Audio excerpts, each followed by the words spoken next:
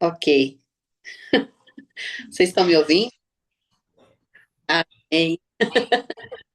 Então, muito prazer, vocês, queridas mulheres maravilhosas de Deus, né?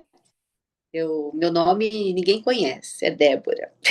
É muito estranho esse nome. Ai, ai.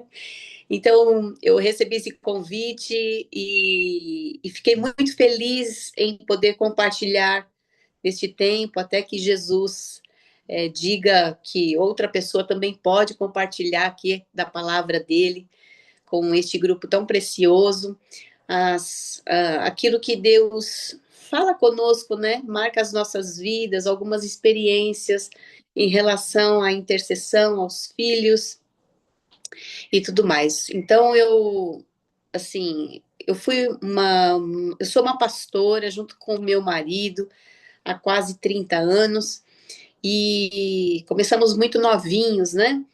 E depois de alguns anos pastoreando aqui no Brasil, fomos encaminhados para sermos missionários no Japão. Ficamos quase 17 anos ali, nós e nossos filhos ainda crianças. E hoje, ah, em junho agora, faremos 3 anos já de retorno ao Brasil. Nossos filhos estão casados, eu tenho um casal de filhos, Oliver, o mais velho, casado, e é missionário também na África do Sul, junto de sua esposa. E minha filha casou com um descendente de japonês, mas ele é bem brasileiro, assim, o seu jeito, o seu perfil, mas ela continua no Japão, né?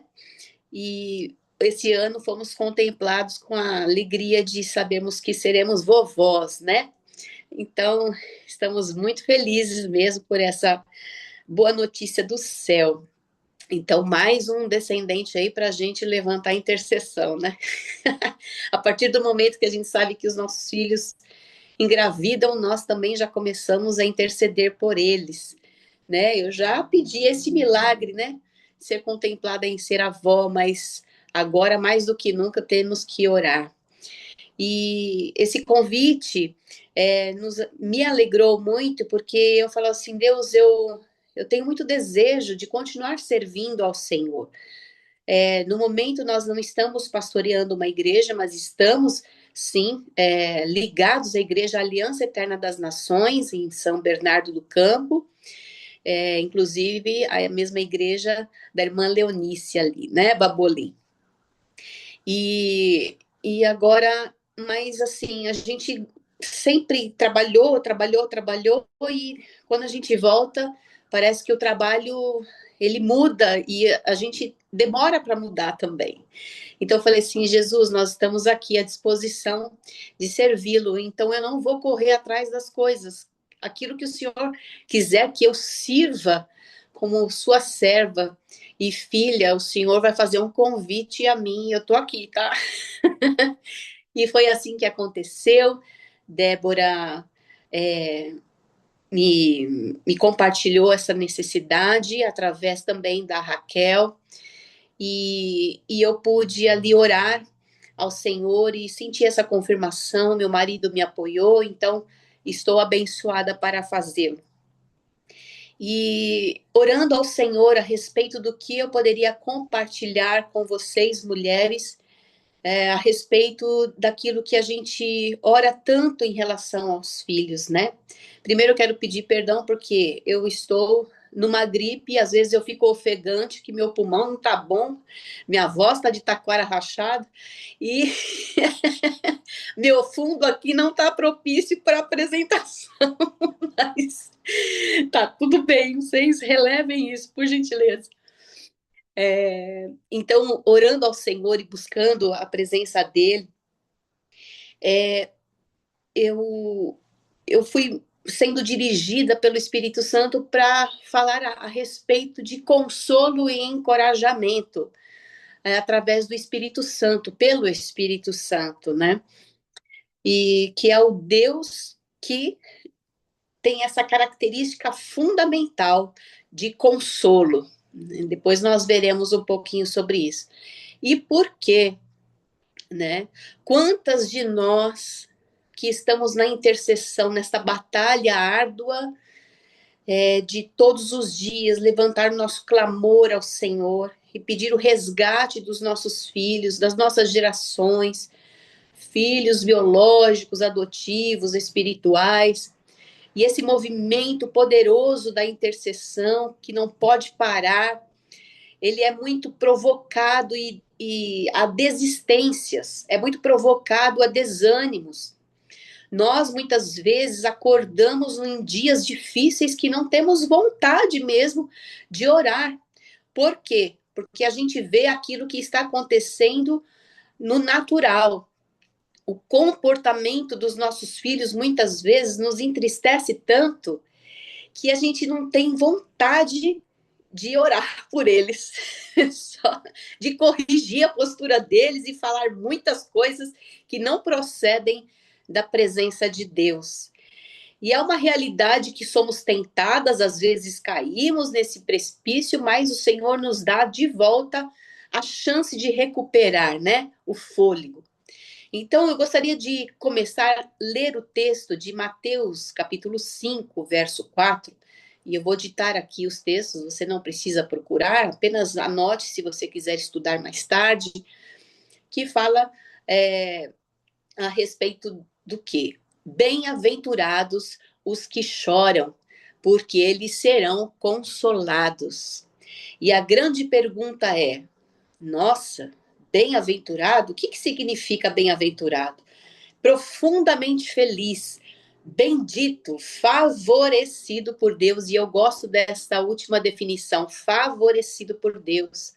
Não que Deus goste, se alimente da nossa tristeza, do nosso choro, muito pelo contrário, mas quando nós estamos numa situação tão entristecida, tão cheia de desafios e pressões, é nesta hora que o Senhor diz para todas nós, calma, você será favorecida por mim.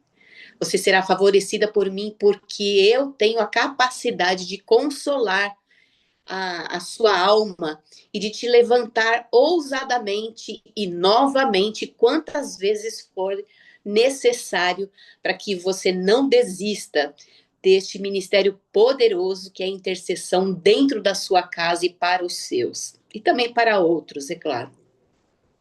Então, o que acontece, né? Vamos trazer para a nossa realidade. Quantas vezes nós dedicamos, desde quando soubemos da gravidez ou quando adotamos, quantos investimentos nós fizemos e fazemos em relação aos filhos? Você procura dar a melhor saúde, apesar de não ter muitos recursos. Você procura alimentá-los bem, nutri-los, né? Não dar só comida, mas nutrir um filho para que cresça com saúde. Você também marca a vida do seu filho com princípios, para que tenha um caráter bom, parecido com o caráter de Cristo. Educação acadêmica, ensina respeito, ensina comportamento diante das pessoas e assim por diante. E você, no mínimo, assim como eu, esperamos por resultados abençoados, porque é uma semente boa que estamos dando. De fato, você semeia bastante porque você sabe, você tem uma convicção de que no futuro você vai colher não para você, mas você vai devolver o seu filho a uma sociedade que ele abençoará a sociedade. Não é verdade? Mas nem sempre isso acontece. E você pode ter certeza que essa é uma realidade para nós. Você semeou bastante, mas nem sempre você vai colher tudo o que semeou, o que se desgastou, o que corrigiu rotas. Por quê? Porque todos nós sabemos que temos o inimigo das nossas vidas. E ele luta para que todas nós percamos a nossa descendência, que nós não consigamos ver os filhos cumprindo o propósito de Deus nesta terra. Então, o inimigo se levanta para nos desestimular ou para desestimulá-los, né? A permanecer em obediência, em até temor a Deus, não o temor dos homens, mas aquele respeito por Deus. O inimigo também usa a alma dos nossos filhos, por causa da identidade deles, principalmente na adolescência, algo que a gente percebe muito, que os filhos ficam balançados quanto àquilo que eles são, principalmente quando eles não foram marcados positivamente na sua primeira infância. Então, chega na hora desta fase decisiva, onde os hormônios também colaboram para esses pensamentos tão loucos, é, é uma situação de se afastar da gente. E ainda, o inimigo das nossas vidas que usa pessoas que são consideradas más companhias para afastar os nossos filhos da presença de Deus ou mesmo daquilo que nós marcamos positivamente a vida deles. Então, não depende só daquilo que nós imprimimos de positivo e de maravilhoso na vida de um filho, de uma filha, ou de gerações, mas também de todo um sistema que luta para que a gente perca os filhos daquilo que é correto, daquilo que é justo. Isso fere demais a nossa alma. Isso nos machuca, nos desanima. E você olha e fala assim, meu Deus, parece que quanto mais eu oro, mais eu clamo por esse filho, esta filha, mais eles se afastam de mim, mais eles se silenciam, mais eles andam com pessoas que eles sabem que já foi avisado que são perigosos para a vida deles, seja moral, seja espiritual. Oro tanto para que meus filhos abandonem vícios, mas eles não, eles estão, parece que mais atrelados a essas coisas. Meu Deus, parece que eu não quero mais nem orar por eles. Mas essa também é uma estratégia do inimigo contra as nossas vidas, porque quando a gente afrouxa esta arma poderosa que é a intercessão, aí ele vem tomando territórios em nossa casa. E é verdade que nós não queremos isso. Nós queremos ver os nossos filhos cumprindo o propósito pelo qual eles nasceram, sendo referenciais da glória de Deus na profissão que escolheram para exercer, na conduta, na moral, no intelecto, no casamento futuro deles, nos seus netos, não é mesmo? Então, quando Jesus compartilhou esta verdade a respeito de bem-aventurados os que choram porque serão consolados, ele estava pregando para um povo que era o povo de Israel, que estava desolado. Jesus veio como carne, como homem, para resgatar a humanidade, mas também marcar a vida das pessoas enquanto estava como homem, ensinando a vida abundante do Senhor, ensinando como elas deveriam se comportar. E neste capítulo 5 até o capítulo 7 de Mateus, nós entendemos ali, vemos que aquela conhecida, o Sermão do Monte, né? Das bem-aventuranças.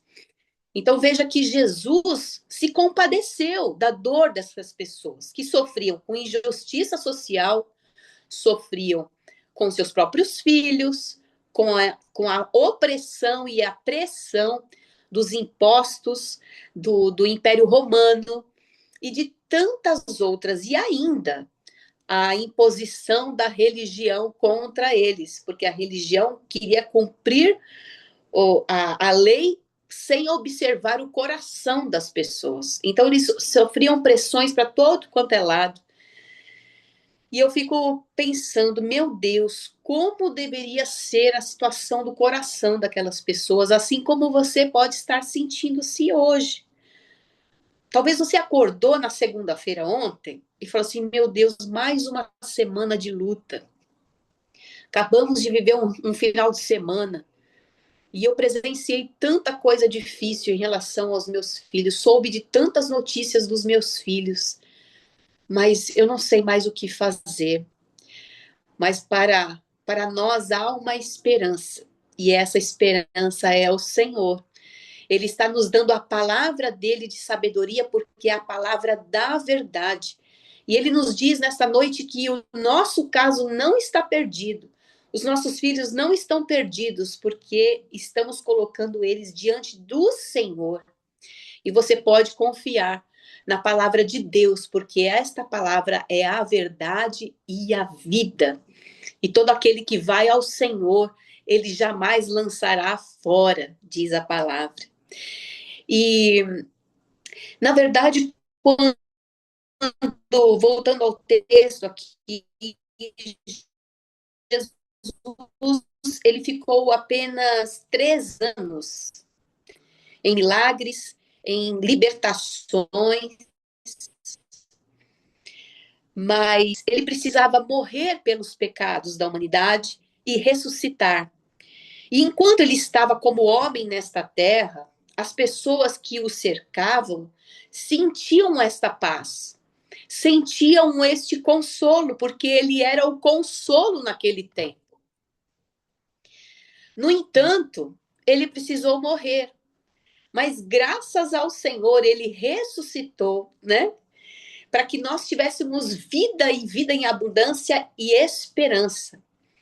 E para que nós, nenhuma das pessoas que recebem Jesus como seu Senhor e Salvador, ficam desamparadas no consolo, porque veja,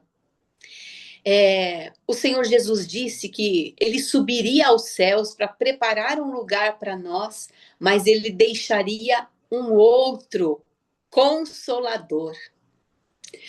E este consolador permaneceria não só circunstancialmente, e não só no movimento de Déboras, não só naquela oração que você faz de joelhos, clamando por um milagre. Não, não.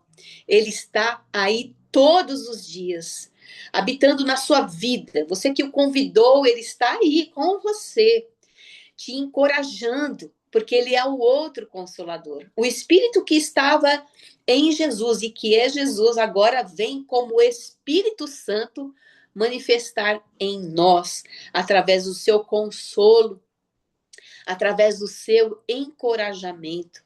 Veja que Deus precioso, que pensou em tudo, ele não nos deixou órfãos, ele não nos deixou desamparados. E perceba, olha, aqui no texto de João 14, de 16 a 18, eu lerei para vocês. Diz assim: e eu orarei ao Pai, isso Jesus dizendo, tá bom? Estava dizendo aos seus discípulos. E ele vos dará outro consolador. Ou seja, eu sou o consolo desse tempo, mas eu precisarei voltar para o Pai.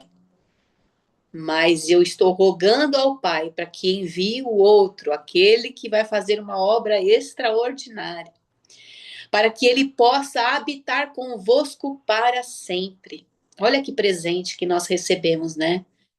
O Espírito da verdade, que o mundo não pode receber porque não o vê, nem o conhece.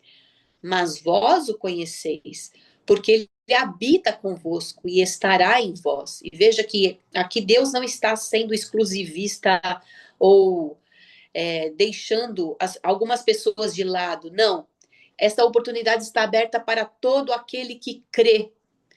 Então ele está dizendo, o mundo que não me conhece ainda não pode receber, porque não entendeu esse plano de salvação. Mas vocês que me querem como Senhor de suas vidas, vocês o terão para sempre. Então receba esse encorajamento na sua vida. E diz assim o versículo 18, eu não vos deixarei sem consolo. Em algumas versões diz, eu não vos deixarei órfãos. E eu voltarei para vós. Então, onde eu quero chegar onde a palavra quer chegar com isso? Que Jesus criou soluções para a humanidade ser resgatada, mas também ser amparada na sua alma. Deus não só criou o plano de salvação para salvar a minha vida da morte eterna. Não, não. Ele se preocupou com um plano de nós mantermos a nossa fé, o nosso aguerrimento, a nossa esperança, a nossa alegria neste mundo ainda. Para que nós conseguíssemos sobreviver neste mundo de forma digna, de uma forma amparada, de uma forma protegida pelo Senhor, pelo seu Espírito e sua palavra, e renovando nele a nossa esperança.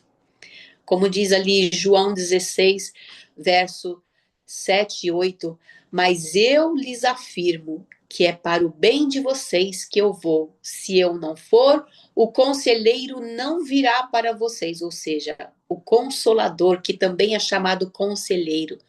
Mas se eu for, eu o enviarei. Quando ele vier, convencerá o mundo do pecado, da justiça e do juízo. Ou seja, ele é alguém que é uma pessoa, a pessoa do Espírito Santo de Deus. Ele quer relacionamento conosco, assim como nós temos relacionamento com Deus Pai e com Deus Filho. É o mesmo Deus que também se relaciona conosco. Habita em nós, mas não é só para deixar um buraco preenchido. Não, não. Ele é além disso. Ele é um Deus que se relaciona. Por isso que ele é chamado Consolador, Conselheiro, o Deus que está presente o tempo todo. Você pode clamar e você sente a presença do Espírito Santo perto de você. Todas as vezes que você ouve uma palavra, alguém faz uma oração para você ou por você, e você talvez veja uma pregação na internet ou na igreja, aquilo te dá uma sensação boa. E essa sensação boa que você sente é a presença do Espírito Santo agindo na sua vida. Só que ele não quer ser um Deus de momento para você e nem para mim. Ele quer ser um Deus relacional, porque ele é relacional.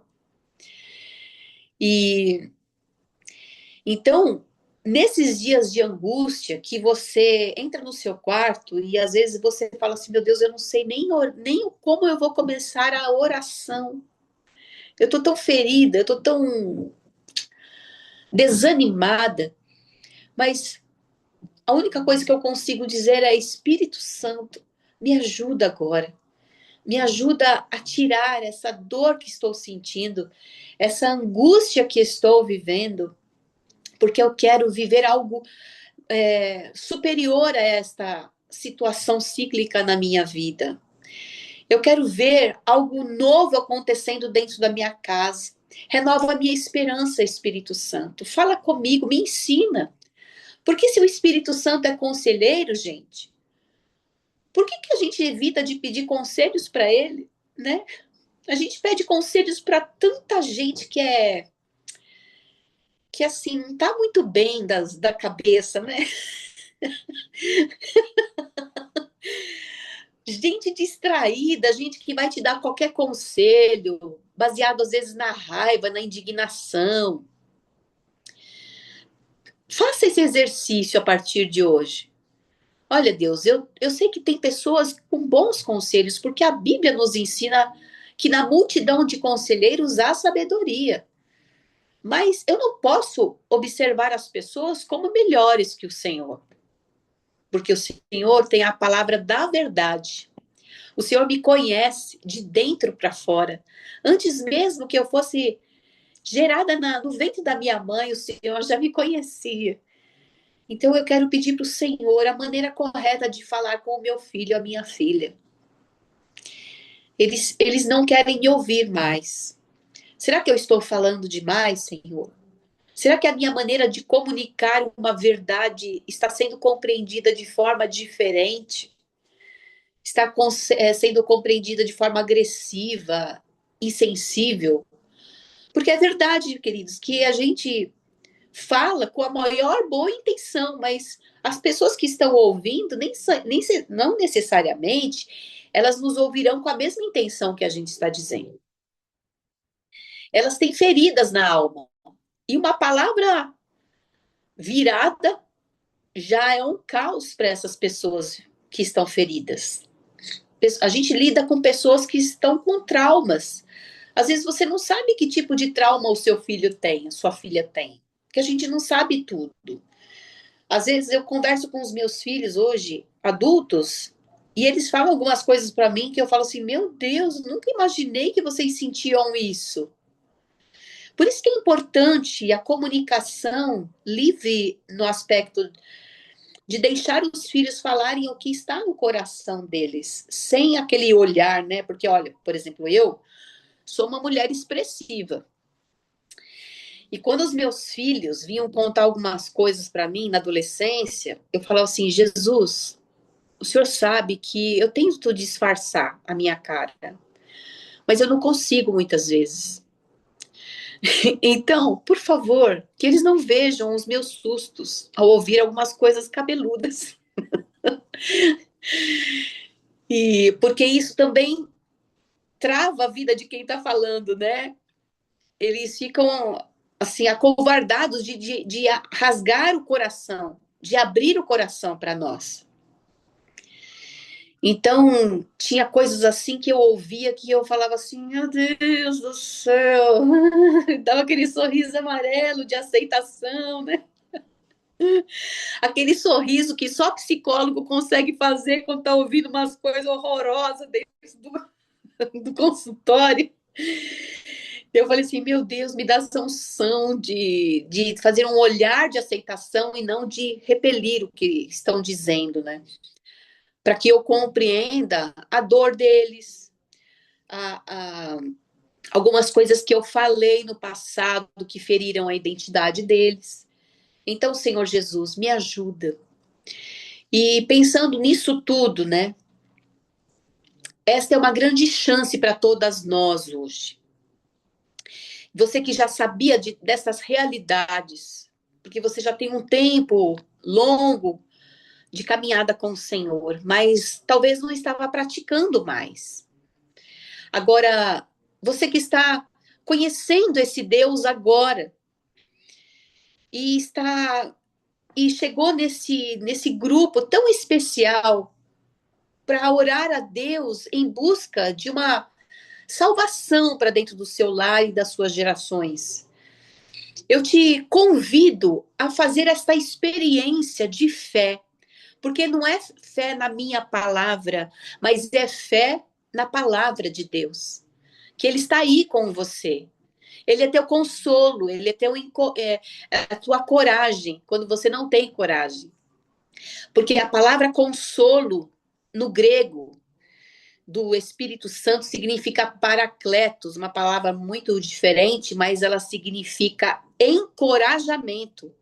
É um consolo que vem para te levantar e te empurrar. Esse paracletos empurra você. O Espírito Santo empurra você de uma forma gentil, mas para cumprir aquilo que é sua responsabilidade, para não desistir, para não desanimar, para não abandonar a sua postura. Então, essa é a palavra que Deus tocou no meu coração para compartilhar com vocês, minhas queridas, e declarar que você consegue no Senhor esta vitória, assim como eu tenho conseguido de algumas tristezas que vêm no meu coração pelas notícias que eu recebo. São filhos queridos, obedientes a Deus, mas às vezes eles querem trilhar um caminho mais difícil, que a gente já trilhou e que eles não precisavam passar por isso. Mas isso nos entristece e fala assim: meu Deus, eles vão perder tanto tempo, que o Senhor tenha as misericórdia. Então isso não entristece a minha vida, mas a sua dor pode ser bem diferente, bem oposta à minha. Mas de uma coisa a gente tem convicção, de que o mesmo Espírito que está em mim, está em você, ele consola em qualquer sentido de desafio que estamos vivendo. Basta você crer e colocar a sua confiança nele, em nome de Jesus. Amém?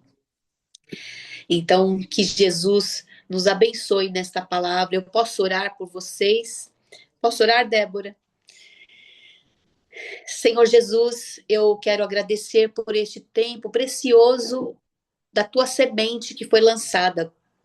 Senhor, nós sabemos que o teu Espírito Santo é um Deus relacionável, Senhor. É uma pessoa que se relaciona. O Senhor é Espírito, sim, é invisível, nós não vemos, mas se relaciona conosco. Está pronto e preparado para ouvir qualquer questão, para ouvir qualquer desabafo, para ouvir as dores do nosso coração, sem, é, sem ser teatral, Senhor. O Senhor nos dá esta liberdade, porque se nós falarmos alguma coisa tão bonita na oração, mas de dentro do nosso coração tá só lama e lodo. O Senhor conhece tudo, não adianta esconder nada do Senhor. Então, Senhor, nós rasgamos nosso coração, nós queremos aproveitar as oportunidades da intimidade que temos no nosso quarto, ou no carro, ou no trabalho, em orar ao Senhor e dizer: Senhor, meu coração está assim, assim, assado. Hoje eu estou sentindo muita tristeza, uma decepção, frustração, porque olha, estava indo tão bem, mas parece que veio uma avalanche que voltou tudo, Senhor. O que eu faço, Espírito Santo? O que eu faço? Ensina-me como conselheiro que tu és. Encoraja-me a não desistir, Senhor, deste árduo, árduo ministério de orar pelos meus filhos, pela minha casa. Senhor, eu creio em Ti. E assim, queridos, eu oro, Senhor Jesus, pela vida de todas essas mulheres que sofrem. Em alguma coisa elas sofrem, Senhor, porque senão elas não estariam aqui. Porque todos aqueles que sofrem e são dependentes do Senhor estão sempre prostrados diante de Ti, ajoelhados, crendo que no Senhor há esperança e há vigor nos nossos ossos. Eu oro para que a mente seja renovada, para que toda mentira que elas têm ouvido a respeito delas mesmas, a respeito dos seus filhos, que eles não serão nada no futuro, nós cancelamos e declaramos fora em nome de Jesus e proclamamos que a vida de Deus entre no lugar de toda sentença, de toda palavra que marcou negativamente os nossos corações. Em nome de Jesus, eu oro para que todas nós recebamos a tua paz e a tua convicção de que o Senhor está trabalhando por aqueles que nele esperam. No Senhor nós esperamos. Em o nome de Jesus, obrigada por esta oportunidade. Amém. Glória a Deus. Aleluia. Amém, Débora. Obrigada, queridas, e que vocês sejam muitíssimo abençoadas em tudo. Em nome de Jesus.